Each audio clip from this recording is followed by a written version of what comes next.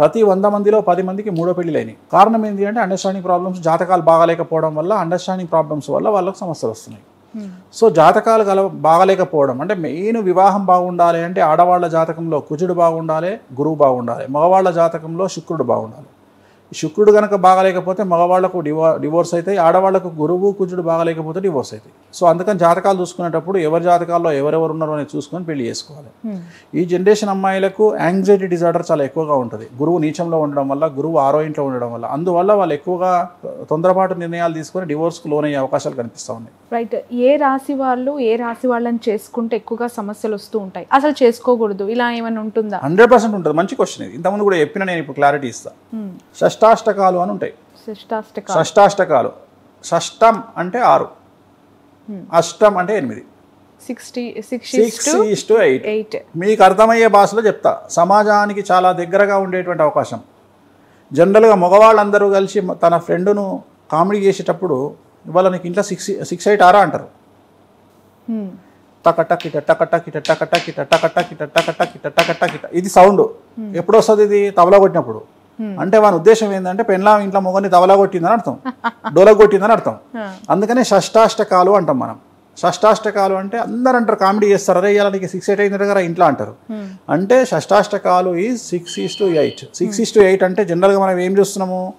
మనం జనరల్గా 6:8 తీసుకున్నప్పుడు ఒక రాశి నుండి ఇంకొక రాశికి 6 నుండి 8 ఉండు. ఉదాహరణ, ఇప్పుడు నువ్వు ఫోన్ చేసినావు, గురువుగారు మా తమ్ముడిది మేషరాశి అయింది అన్నప్పుడు మేషం, వృషభం, మిథునం, కర్కాటకం, సింహం, కన్య. కన్య ఎంత అయింది? 6 అయింది. తులా, వృశ్చికం ఎంత అయింది? 8. అంటే మేషరాశి అబ్బాయికి కన్యారాశి అమ్మాయి కానీ వృశ్చిక రాశి అమ్మాయి కానీ పనికిరాదు. సీఎం బిడ్డ, సీఎం కొడుకు అయినా సరే. అంటే కక్కుడి తొద్దిగా, ఇక కక్కుడి తొద్దిగా అక్కడ. ఇక మా మేధావులు చెప్తారు కొంతమంది పంతులు, శుభ షష్టాష్టకాలు అంటారు. నాగుమ్మామ అంటేనే కాటేసేది. మంచి నాగుమ్మామలు ఉంటాయా? విషయం అంటేనే తాగితే తెస్తారు. మంచి విషయాలు ఉంటాయా? నువ్వు తాగితే తెస్తావు అన్నప్పుడు కత్తి ఉంది, పొడుస్తా దిగుతుంది లోపలికి, దిగని కత్తులు కూడా ఉంటాయా? సో షష్టాష్టకాలు అంటేనే దరిద్రం. దీంట్లో వీళ్ళు ఏం చేస్తారు అంటే 100 అబద్ధాలైనా పెళ్లి చేయాలి అంటే మా తెలివిగల బ్రాహ్మణులు కొంతమంది ఏం చేస్తారు అంటే కావాలని అబద్ధం ఆడి పెళ్లి చేస్తారు. అంటే ఉదాహరణ శుభ షష్టాష్టకాలు ఎట్లయితే ఆయన పాలల్లో ఉప్పు వేస్తే విరిగిపోదా? సింపుల్ క్వశ్చన్, సింపుల్ ఆన్సర్, విరిగిపోతుంది.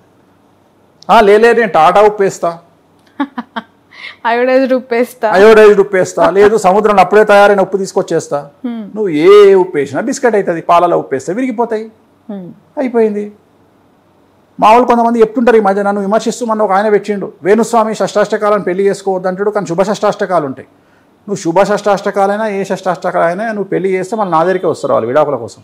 లేకపోతే స్వామి మాకు విడాకులు అయితే తనకదస్తున్నాం పలానా పంతులు పెట్టినా నేను బండబూతులు తిట్టుకుంటారు. అది మళ్ళీ నీ పిల్లల మీద ఎఫెక్ట్ చూపిస్తుంది. సో షష్టాష్టకాలు నీకు చాలా ఈజీ. ఏ పంతుల దగ్గరికి మీరు ఎవ్వరు పోవాల్సిన పని లేదు. అమ్మాయిది రాశి అయింది, ఉదాహరణ అమ్మాయిది రేవతి మీనరాశి అయింది అనుకుందాం. రేవతి నక్షత్రం మీనరాశి అయింది. మీనం, మేషం, వృషభం, మిథునం, కర్కాటకం, సింహం. సింహం ఎంత అయింది? 6 అయింది. సింహం అయినాక కన్య, తుల 8. మీరే లెక్కేసుకోండి. ఏ పంతుల దగ్గరికి పోకండి, ఏ గురువు దగ్గరికి పోకండి, ఏ జ్యోతిష్కుడి దగ్గరికి పోకండి. మీ అబ్బాయి రాశి నుండి అమ్మాయి రాశి లెక్క పెట్టండి, అమ్మాయి రాశి నుండి అబ్బాయి రాశి లెక్క పెట్టండి.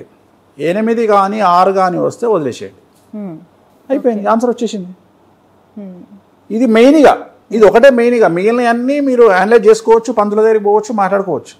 ఫస్ట్ ఇవి ఉంటే ఇంటనే కథం పట్టండి. ఇక వీటి జోలికి పోదు, పంతుల దగ్గర కూడా పోవద్దు, పెళ్లి సూపులకు కూడా పోవద్దు. జస్ట్ ఈ రాశి కనిపించింది, రాశి నుండి 6, 8 ఉంటే డ్రాప్ అయిపోండి. ఇంక అంతే, మాట్లాడే ముచ్చటనే లేదు. ఇక వాడు సీఎం కొడుకు కానివ్వండి, వాళ్ళ దగ్గర 1000 కోట్లు ఉండనివ్వండి, డ్రాప్ అయిపోండి. ఎందుకంటే అనుభవించడానికి ఇద్దరు ఉండరు, వేస్ట్, వదిలేయండి, సింపుల్, ఇంకా అయిపోయింది. ఇక మిగిలిన వాటికి పంతుల దగ్గరికి పోయి జాతకాలు చూపించుకోండి. బట్ ఒకప్పుడు జనరేషన్ అంతా కూడా నార్మల్ డెలివరీస్, ఇంటికి మంత్రస్థానంలో వచ్చి డెలివరీస్ చేసే పరిస్థితి నుంచి ముహూర్తాలు పెట్టుకొని ఇప్పుడు ఆపరేషన్లకి, సర్జరీస్కి వెళ్ళే పరిస్థితికి వచ్చేసింది. అలా చేసినా కూడా ఫస్ట్ ఆఫ్ ఆల్ ఈ డిఫరెన్స్ని ఎలా చూడాలి? ఆ డిఫరెన్స్లో నిజంగానే ముహూర్తం పెట్టుకొని సర్జరీకి వెళ్ళినా కూడా ఎన్నో ఇబ్బందులతో పిల్లలు పుడుతూ ఉన్నారు. ఇందాక నువ్వు అడిగే ప్రశ్నకు నేను ఆల్రెడీ ఆన్సర్ చెప్పేసిన. దాని అర్థం అదే.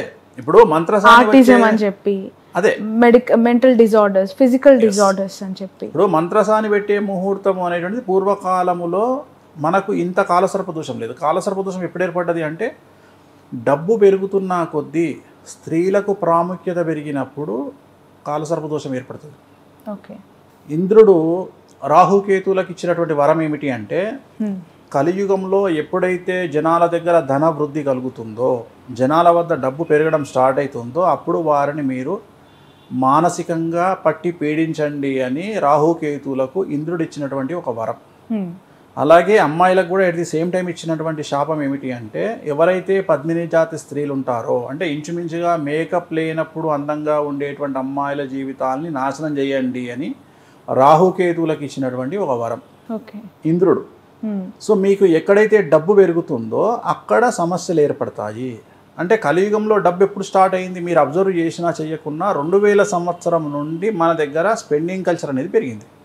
మన తెలంగాణ తీసుకున్నా, ఆంధ్ర తీసుకున్నా, భారతదేశంలో తీసుకున్నా సడన్గా 2000 సంవత్సరం నుండి ఒక జనరేషనే మారిపోయింది. కరెక్ట్గా మన టోటల్గా 2000 సంవత్సరం నుండి విచ్చలవిడి కార్లు కొనడం స్టార్ట్ అయింది, లగ్జరీ లైఫ్ స్టార్ట్ అయింది, విదేశాలకు వెళ్ళడం స్టార్ట్ అయింది, ల్యాప్టాప్లు, సెల్ ఫోన్లు. సో ఒక విచ్చలవిడితనం అనేటువంటిది మనకి ఎప్పుడు ఏర్పడ్డది అంటే 2000 సంవత్సరం తర్వాత ఏర్పడ్డది. సో మరీ ముఖ్యంగా లాస్ట్ 3-4 ఇయర్స్ అంటే 2020 నుండి ఇంకా విపరీతంగా పెరిగిపోయింది మన కల్చర్.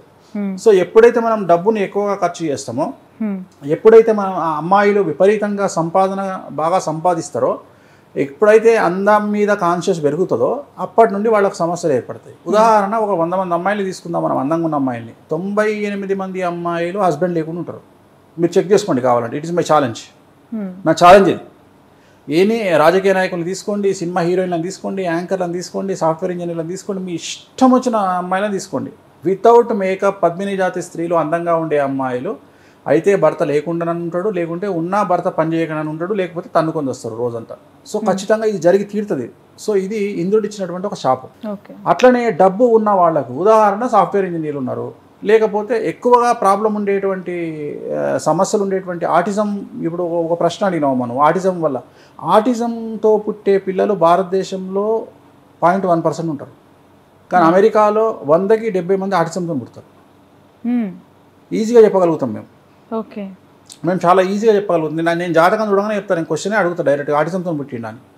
అంటే ఎప్పుడైతే 6వ ఇంట్లో గురువు కానీ, కుజుడు కానీ, చంద్రుడు కానీ ఉంటాడో, వ్యయంలో 6వ ఇల్లు కానీ లేదా దాన్ని చూసే 12వ ఇల్లు కానీ, గురువు కానీ, చంద్రుడు కానీ, కుజుడు కానీ 12వ ఇంట్లో కానీ 6వ ఇంట్లో కానీ ఉంటే, లేదా తండ్రి జాతకంలో గురువు నీచంలో ఉంటే, తల్లి జాతకంలో గురువు నీచంలో ఉంటే, తండ్రి జాతకంలో శుక్రుడు నీచంలో ఉంటే ఆటిజంతో పిల్లలు పుట్టే అవకాశం ఉంది. సో తల్లిదండ్రుల ఎఫెక్ట్ అంటారు, వాళ్ళ జాతకరీత్యా ఉండే ఇబ్బంది. ఇప్పుడు ఉదాహరణ 9:5 అనుకుందాం. సపోజ్ 9:5 షష్టాష్టకాలు 6:8 అంటాం మనం.